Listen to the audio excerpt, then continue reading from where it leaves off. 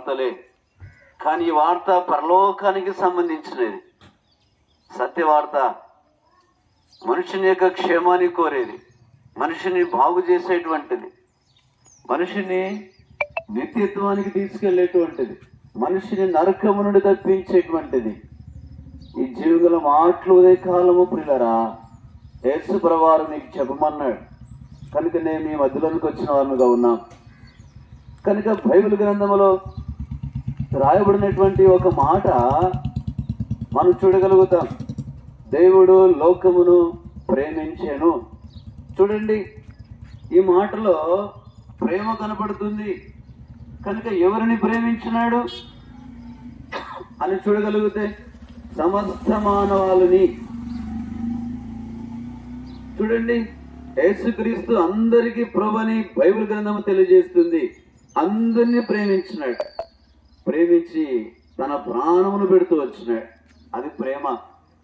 ప్రాణము కోరేది కాదు ప్రేమ, ప్రాణమును తీసేది కాదు ప్రేమ. మన కొరకే ప్రాణం పెట్టింది కదా, అది ప్రేమ.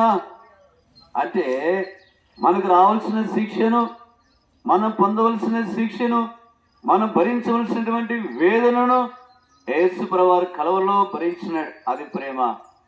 ఈ ప్రేమను ఏనాడైనా గ్రహించినావా? లోకములో కొన్ని ప్రేమలు ఉన్నాయి, అవి ప్రాణాలు తీసేటువంటి ప్రేమలు. కనుక యేసు ప్రభువారి ప్రేమ నీ కొరకై ప్రాణము పెట్టింది. ఎందు నిమిత్తమై? నరకానికి వెళ్ళకూడదని, నిరంతరం నిత్యత్వంలో సదాకాలం పరలోకములో ఉండాలని నీ కొరకై యేసు ప్రభువారు ప్రాణం పెట్టినాడు. ఎట్లా పెట్టినాడండి?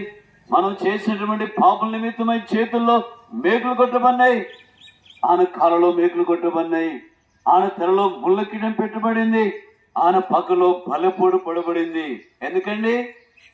పాపం చేసింది మనము. అయితే మనం భరించాలా? అయితే మనల్ని ప్రేమించి మన శిక్షను ఆయన భరించినాడు. అది ప్రేమ. ఉదయ కాలం ప్రియుడ, ఆ ప్రేమ నిరాకరించవద్దు, ఆ ప్రేమ నిరాకరించవద్దు. ఆ ప్రేమను అంగీకరించగలిగితే చాలు, పరలోకము నీదే. ఆ ప్రేమ ఎందు విశ్వాసం ఉంచితే చాలు, నిత్యత్వంలో సదాకాలం ప్రభుత్వం ఉండగలుగుతావు. లోకములో ఉండేది అశాశ్వతమైనదే. అది 2 అంతస్తుల మేడైనా, 3 అంతస్తుల మేడైనా, బంగారుతో కట్టుకున్నా, వెండితో కట్టుకున్నా, రాయితో కట్టుకున్నా, కర్రతో కట్టుకున్నా, ఒక దినాన విడిచి వెళ్లాల్సిందే. ఎక్కడికి వెళ్తావు? ఒకసారి ప్రశ్న వేసుకో. విడిచి వెళ్తావు, ఎక్కడికి వెళ్తావు? ఒకసారి ప్రశ్న వేసుకో. మేడలో ఉన్నా, కుటుంబంలో ఉన్నా, లేకపోతే చెట్టు కింద ఉన్నా, డేరలో ఉన్నా, ఒక దినాన మనం అందరం కూడా వెళ్లాల్సిందే. ఎక్కడికి? ఎక్కడికి?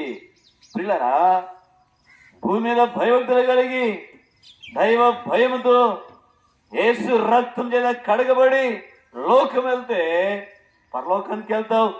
భయం లేకుండా ఇష్టం వచ్చినట్లు జీవించి లోకం వదిలితే పాపానికి వచ్చే జీవితం అని రాయబడింది. అదే మరణం, అది నరకం. ఆ స్థలానికి నువ్వు వెళ్ళకూడదని ఉదయ కాలము యేసు ప్రభువారు మాట్లాడుతున్నాడు. మనసు మార్చుకోమని, భయభక్తులు కలిగి జీవించమని. ప్రియుడా, ఆలస్యం చేయదు, కాలము కొంచెముగా ఉంది. వచ్చుచున్నవాడు ఆలస్యం చేయక వస్తున్నాడు. ఇదిగో ఆయన త్వరగా వచ్చుచున్నాడు యేసు ప్రభువారు. కనుక ఆయన రాకమునుపే ఓమా యేసయ్యను అంగీకరించు, పరలోకము నీదే. నేడే ప్రభువైన యేసుక్రీస్తునందు విశ్వాసం ఉంచుము, అప్పుడు మీరును మీటి వారు రక్షణ పాప క్షమాపణ పొందెదరు.